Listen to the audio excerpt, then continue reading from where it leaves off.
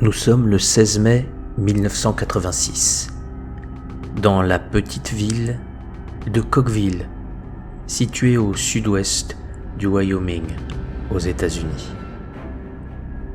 David et Doris Young, âgés de 44 et 47 ans, s'apprêtent à commettre un terrible crime. Ils entrent dans l'école élémentaire avec 4 fusils, 9 armes de poing et une bombe à essence de fabrication artisanale. Mais face à cette horreur, un miracle va se produire. Miracle que personne ne peut expliquer encore aujourd'hui. Quelques années auparavant, en 1979, David Young avait travaillé comme officier de police à Cokeville. Puis, il avait été congédié à cause de sa conduite, ce qui l'avait poussé à quitter la ville. Cependant, il n'était pas revenu pour se venger, mais pour lancer son grand projet. David avait développé une certaine philosophie, suivant laquelle la société devait radicalement changer pour donner naissance à un nouvel ordre mondial. Et il avait choisi l'école élémentaire de Cokeville, dont les élèves étaient particulièrement brillants, pour lancer son mouvement. Après avoir touché la rançon qu'il pensait réclamer et qu'il était persuadé d'obtenir, David prévoyait de faire exploser la bombe et d'emmener les enfants avec lui dans un endroit où ils deviendraient ses disciples. David et sa femme Doris discutèrent de la meilleure façon de rassembler tout le monde au même endroit. Doris fit le tour des classes et, interrompant les leçons, elle annonça que, suite à une urgence, tous les instituteurs et leurs élèves devaient immédiatement rejoindre la salle numéro 2. La demande pouvait paraître étrange, mais, ignorant quel était le problème, tout le monde obtempéra. En rentrant dans la pièce, chaque enseignant reçut un exemplaire dactylographié du manifeste de David, et bientôt 136 enfants ainsi que les professeurs et le personnel de l'école vinrent s'entasser dans une salle de classe qui avait été prévue pour accueillir une trentaine d'élèves. David se tenait debout au centre de la pièce. Ses bras reposaient sur un panier d'où s'échappaient des dizaines de fils et des bouts de matériaux qui sentaient l'essence. Derrière lui, il avait disposé ses nombreuses armes, et à son poignet pendait une corde qui était attachée au panier par une pince à linge. David expliqua alors aux otages que d'une simple contraction de son bras, il pouvait faire exploser la bombe. Puis sa femme prit la parole, précisant qu'il commençait une révolution et qu'une rançon avait été demandée pour chaque enfant présent dans la pièce. Avant de lancer l'opération, David avait envoyé une lettre et son manifeste au président Ronald Reagan et à plusieurs médias. Dans sa lettre, il demandait une audience au président et 2 millions de dollars par otage, ce qui faisait un peu plus de 300 millions de dollars.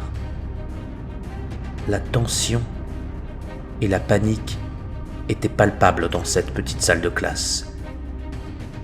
Les enseignants demandèrent l'autorisation d'aller chercher des livres, des crayons, des feuilles, une télévision et des films pour tenter d'occuper les enfants. Et cette demande leur fut accordée. Mais aucun des jeunes otages ne semblait avoir l'esprit à se distraire. Certains pleuraient, se plaignaient des maux de tête dus à l'odeur de l'essence ou demandaient à rentrer chez eux. La panique commençait à monter et des enfants s'approchèrent de David Young qui, visiblement agacé, demanda aux enseignants de pousser les tables et les chaises sur les bords de la pièce. Puis il ordonna de tracer un grand carré sur le sol tout autour de la bombe avant de déclarer « Traversez cette ligne de la mort et je commencerai à tirer sur les adultes. Je tirerai sur tout le monde si je dois le faire. » comme les enfants étaient de plus en plus agités et que rien ne semblait pouvoir les rassurer, des enseignants leur proposèrent de s'asseoir en cercle et de réciter une prière. Selon un instituteur, qui était l'un des otages, les enfants étaient assis en rond. Comme je regardais vers eux, je pouvais les voir en train de réciter une prière. Vers 15h45, David, qui regardait les enfants qui pleuraient et priaient, commença à s'énerver et ne pouvant plus supporter, il remit la corde à sa femme et il quitta rapidement la salle de classe pour se réfugier dans les toilettes. S'aidant de la pince à linge, Doris fixa le cordon à son poignet. Elle s'assurait que le mécanisme du déclenchement de la bombe était bien fixé. Et soudain, quelque chose se produisit qui émerveilla les témoins. Traversant le plafond, des êtres lumineux commencèrent à apparaître, qui planèrent un moment dans les airs avant de se diriger vers les enfants. Une voix chuchota alors à l'oreille de certains, qui leur expliqua que la bombe allait bientôt exploser, mais qu'ils ne devaient pas s'en inquiéter et aller près des fenêtres. Soudain, d'une extraordinaire manière, les uns après les autres, les enfants se levèrent pour se rapprocher des fenêtres. Nathan, un jeune garçon qui se trouvait dans la pièce, rapporta ainsi la scène. Je m'étais assis dans la classe et je m'amusais avec un jouet quand quelque chose m'a fait me lever. C'est quand j'ai vu les anges. Ils étaient brillants, avec de longues robes blanches, fluides. Certains se tenaient la main. Ils ont glissé à travers le plafond et sont restés suspendus dans les airs pendant une seconde. Je me sentais totalement en sécurité. Tout le monde semblait avoir un ange. Ils sont descendus à côté de nous. Mon ange était une belle femme, lumineuse. C'était presque comme si elle avait atterri sur mon épaule. Elle m'a dit « Tu ne dois pas avoir peur, Nathan. Lève-toi et va vers la fenêtre. La bombe va exploser. » J'ai simplement fait ce qu'elle m'avait dit et d'autres enfants ont commencé à faire la même chose. Comme les enfants traversaient la salle de classe, Doris s'énerva et elle demanda aux enseignants d'obliger les élèves indisciplinés à se rasseoir. Puis, semblant oublier le cordon qui la reliait au panier, elle fit un brusque mouvement de bras et tira dessus sans le vouloir. L'explosion la fit voler au travers de la salle de classe comme une torche enflammée. Elle projeta également quelques enfants contre les murs et une fumée noire envahit la pièce qui était si dense qu'elle dissimulait tous les otages. Immédiatement après la détonation, les enseignants commencèrent à chercher les enfants à tâtons, éteignant les éventuelles flammes sur leurs vêtements, puis ils décidèrent de profiter de ce moment de confusion pour les faire sortir. Les fenêtres ayant été soufflées, ils les aidèrent à se glisser à l'extérieur du bâtiment, leur conseillant « Quand vos pieds touchent le sol, courez, courez, courez !» Certains enfants, qui se trouvaient près de la porte, parvinrent à sortir par leurs propres moyens et d'autres se retrouvèrent à l'extérieur sans vraiment savoir comment ils y étaient arrivés. Ainsi, le journal, le Beeling Gazette rapporta l'histoire de Jenny, sauvée par une inconnue. Jenny Johnson a rampé jusqu'à un couloir reliant sa classe à l'autre. Puis, elle s'est évanouie. Elle se souvient ensuite avoir couru de la lumière du soleil, de son grand-père qui l'étreignait, la ramenant vers lui. Jenny a ensuite déclaré qu'elle n'avait pas couru à l'extérieur, mais que quelqu'un l'avait portée, quelqu'un qu'elle n'avait jamais rencontré auparavant. Dès qu'ils aperçurent les premiers enfants sortir par les fenêtres, les familles qui attendaient anxieusement à l'extérieur forcèrent le barrage des policiers qui encerclaient le bâtiment et elles se précipitèrent vers eux, les attrapant et les emmenant rapidement à l'abri derrière les camions des pompiers. À l'intérieur, le drame se poursuivait. En entendant l'explosion, David Young se précipita dans la salle de classe, un pistolet dans chaque main. Il arriva juste au moment où John Miller, le professeur de musique, tentait de s'enfuir. Alors sans hésiter, il lui tira une balle dans le dos, et l'homme s'effondra. Puis comme sa femme n'était toujours pas morte, mais qu'elle se tordait de douleur par le sol, il mit fin à ses souffrances d'un coup de pistolet et retourna l'arme contre lui et se suicida. Très excités, les enfants qui avaient vu les anges, comme ils les appelaient, s'empressèrent d'en parler à leurs parents, leur expliquant qu'ils planaient au-dessus de leur tête et qu'ils les avaient sauvés. Certains racontèrent qu'un grand ange se tenait entre eux et les preneurs d'otages, qu'il les protégeait de ses ailes déployées. D'autres parlèrent de la belle dame qui leur était apparue au fond de la pièce ou du défunt parent qui leur avait expliqué où aller.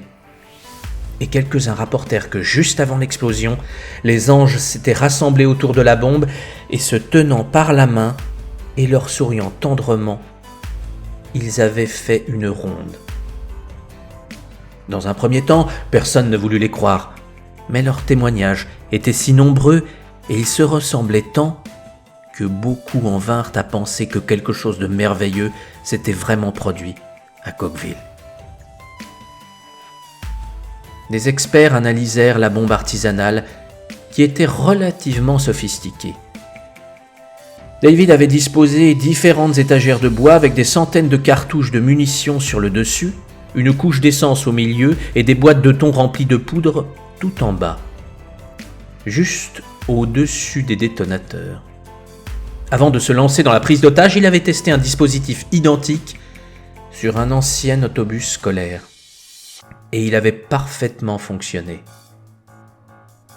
En actionnant les détonateurs, la poudre devait s'envoler dans les airs et se mélangeant à l'essence, elle devait se transformer en une boule de feu et engloutir la pièce dans les flammes. Cependant, sur les 5 détonateurs, un seul s'était déclenché, les fils des 4 autres ayant mystérieusement été coupés. Le récipient contenant l'essence avait une fuite.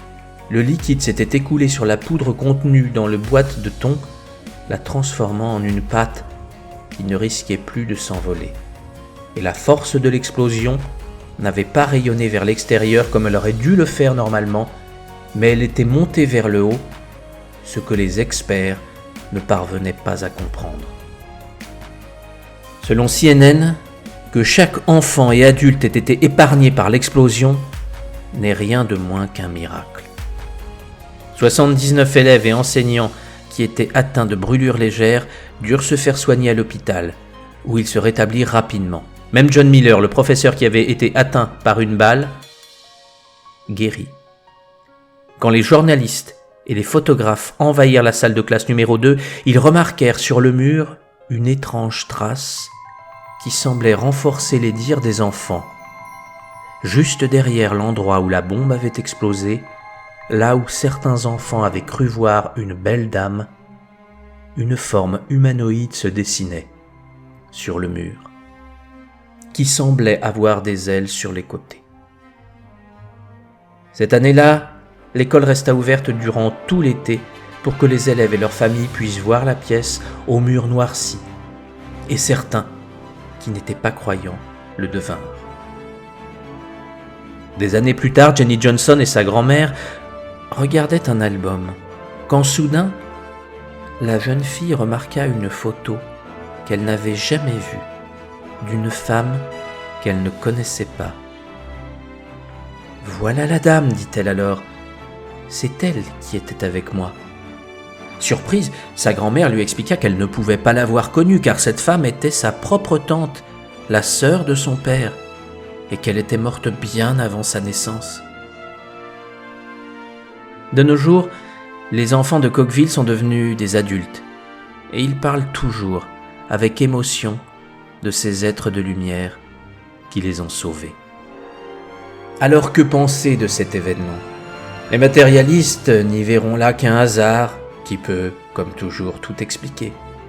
Mais honnêtement, si vous analysez la situation, une bombe qui explose dans une petite salle où sont entassées plus de 140 personnes et il n'y a aucun mort. appelez cela comme vous le voulez, mais pour moi c'est bel et bien un miracle. Des enfants ont prié avec sincérité et ferveur dans un moment critique. Ce n'était pas une prière intéressée pour avoir un jouet ou une autre expression de son ego, mais c'était quelque chose d'intense pour vivre et mettre fin à l'injustice. Peut-être devrions-nous prendre exemple sur ces enfants qui nous offrent là une leçon. Réunissons-nous et prions pour quelque chose de noble, de grand, de divin. Et nous aussi, nous réaliserons des miracles. N'hésitez pas à partager ou commenter cette vidéo. Cela est d'une grande aide pour moi. Merci à tous. Je vous souhaite le meilleur.